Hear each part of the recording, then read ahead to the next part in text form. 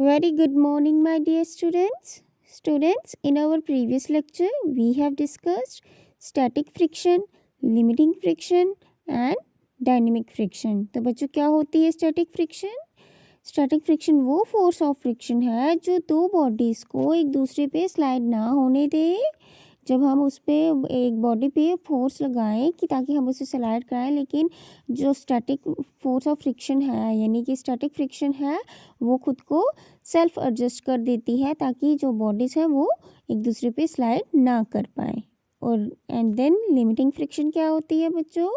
Limiting friction वो force of friction है जब हम बॉडी पे अपनी जो फोर्स लगा रहे हैं उसे इंक्रीज करते हैं और जो बॉडी है वो जस्ट मूव करने वाली होती है, उस टाइम पे जो फोर्स ऑफ फ्रिक्शन लग रही होती है उसे हम कहते हैं लिमिटिंग फ्रिक्शन।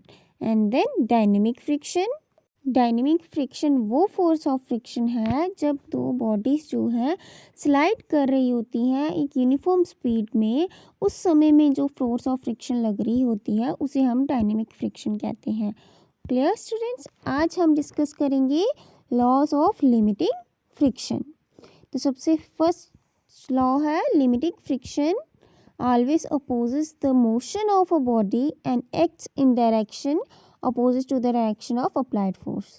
जो लिमिटिंग फ्रिक्शन है वो हमेशा जो मोशन होती है बॉडी की यानी कि जो मूवमेंट हो रही है बॉडी की उसको अपोज करती है यानी कि उसे रोकने की कोशिश करती है, और ये हमेशा जो हमारी अप्लाइड फोर्स लग रही है उसके अपोजिट डायरेक्शन में लगती है। ठीक है बच्चों, नेक्स्ट लॉ है limiting friction depends upon the nature of surface in contact with each other. जो लिमिटिंग फ्रिक्शन होती है वो किस पे डिपेंड करती है?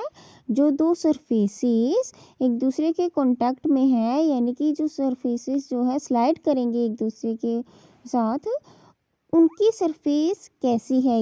अगर ज़्यादा रफ होगी तो ज़्यादा लिमिटिंग फ्रिक्शन होगी, अगर कम रफ होगी तो कम लिमिटिंग फ्रिक्शन होगी। ठीक है, थर्ड लॉ है limiting friction increase with the increase in weight of the body and vice versa.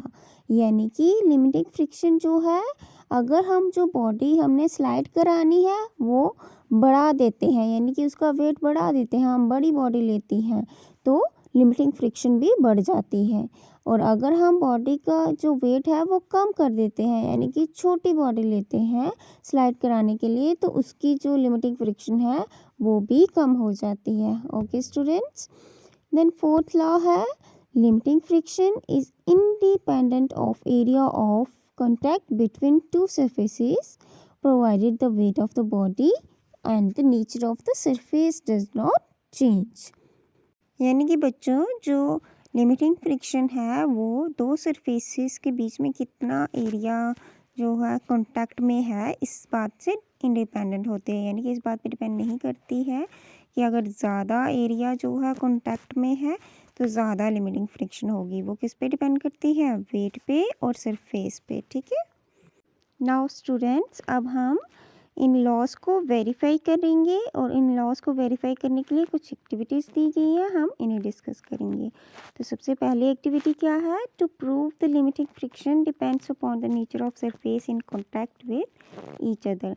यानी कि हम सबसे पहले ये प्रूव करेंगे कि जो लिमिटिंग फ्रिक्शन है वो किस पे डिपेंड करती है? नेचर ऑफ सरफेस पे। यानी कि ज़्यादा रफ सरफेस हुई तो ज़्यादा लिमिटिंग फ्रिक्शन होगी, कम रफ सरफेस हुई यानी कि स्मूथ सरफेस हुई तो कम लिमिटिंग फ्रिक्शन होगी। इस चीज़ को हम प्रूव करेंगे। तो बच्चों इसके लिए जो एक्टिविटी दी गई है उसके लिए मटेरियल क्या क्या चाहिए? A wooden block provided with a hook, यानी कि एक लकड़ी का ब्लॉक, बड़ा सा पीस जिसको हुक लगी हुई है, spring balance, sand paper and talcum powder. बच्चे टाल्कम पाउडर क्या होता है ये तो आपको पता ही होगा, जो कॉस्मेटिक पाउडर हम यूज़ करते हैं या बेबी पाउडर जो हो गया, ये सारे जो पाउडर्स होते हैं इन्हें कहते हैं talcum powder.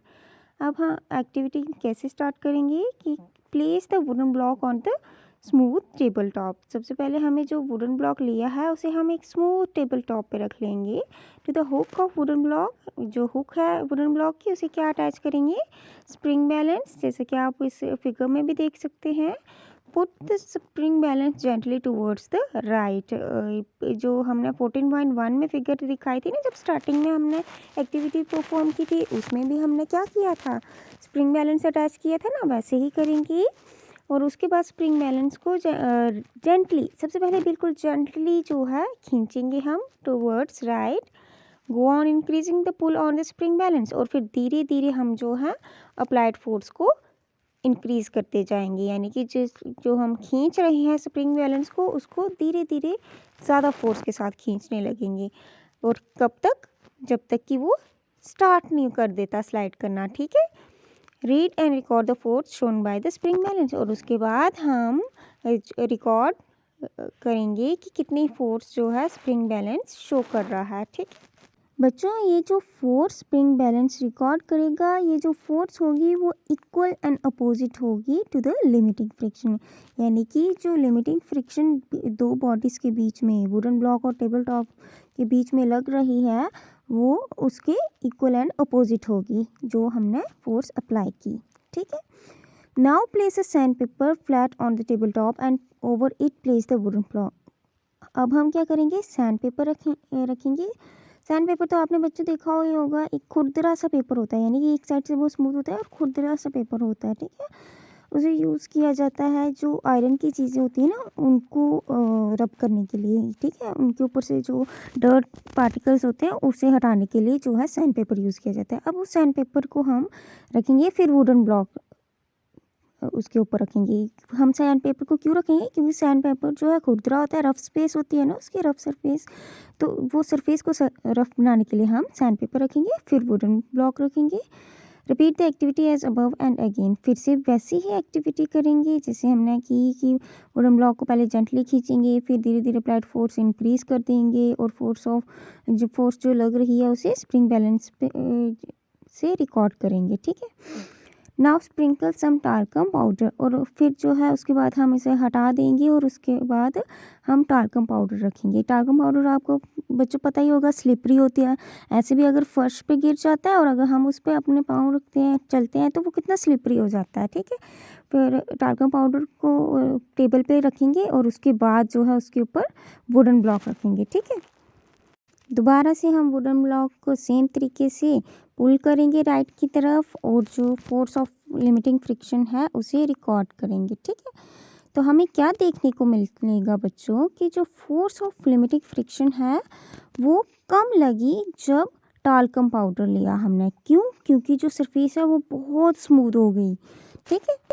And maximum in case of sand paper, और सैंड पेपर के टाइम पे बहुत ज़्यादा लिमिटिंग फ्रिक्शन लग रही थी, ठीक है। This the activity clearly proves that limiting friction depends upon the nature of surface in contact with each other. तो इस एक्टिविटी से क्लियरली क्या प्रूव होता है कि जो लिमिटिंग फ्रिक्शन है वो डिपेंड करती है सरफेस के नेचर पे।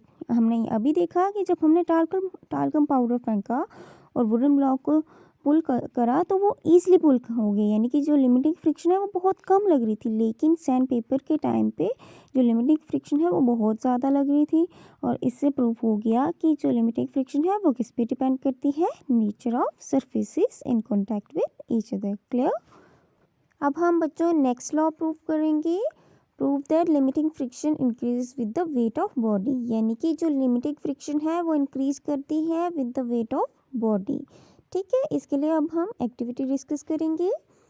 तो बच्चों इस एक्टिविटी में जो मटेरियल यूज़ होगा वो है wooden block provided with hook, spring balance, brass weight of 50 gram and 100 ग्राम।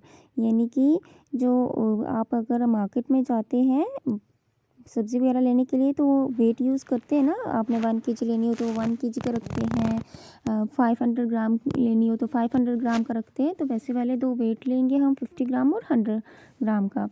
तो इसमें भी सेम मेथड है। वुडन ब्लॉक को हम स्मूथ टेबल टॉप पे रखेंगे, हुक के साथ जो है स्प्रिंग बैलेंस को अटैच करेंगे, और फिर स्प्रिंग बैलेंस को बिल्कुल जेंटली जो है टुवर्ड्स राइट पुल करेंगे।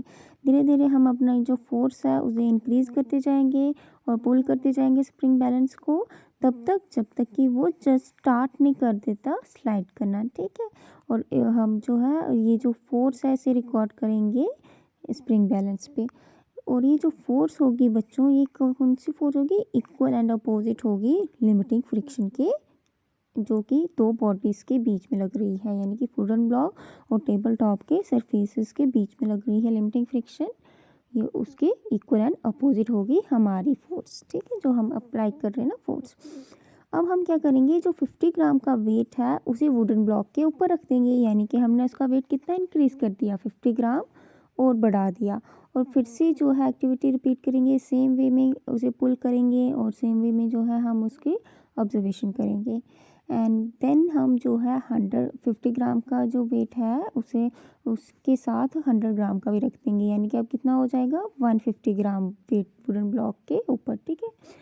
तो फिर से जो है हम एक्टिविटी परफॉर्म करेंगे, तो हमें क्या देखने को मिलेगा कि जैसे ही हमने वेट इंक्रीज़ किया तो जो मैग्नीट्यूड है लिमिटिंग फ्रिक्शन का वो भी इंक्रीज़ हो गया, यानी कि हमें और ज़्यादा फोर्स लगाना पड़ी उसका स्टार्ट कराने के लिए, यानी कि वुडन ब्लॉक की मूवमेंट स्टार्ट कराने के लिए हमें और ज़्यादा फोर्स लगानी पड़ी, क्योंकि जो लिमिटिंग फ्रिक्शन है उसका मैग्नीट्यूड बढ़ गया है। जैसे ही हमने वेट इंक्रीज़ किया वैसे ही मैग्नीट्यूड बढ़ता गया लिमिटिंग फ्रिक्शन का।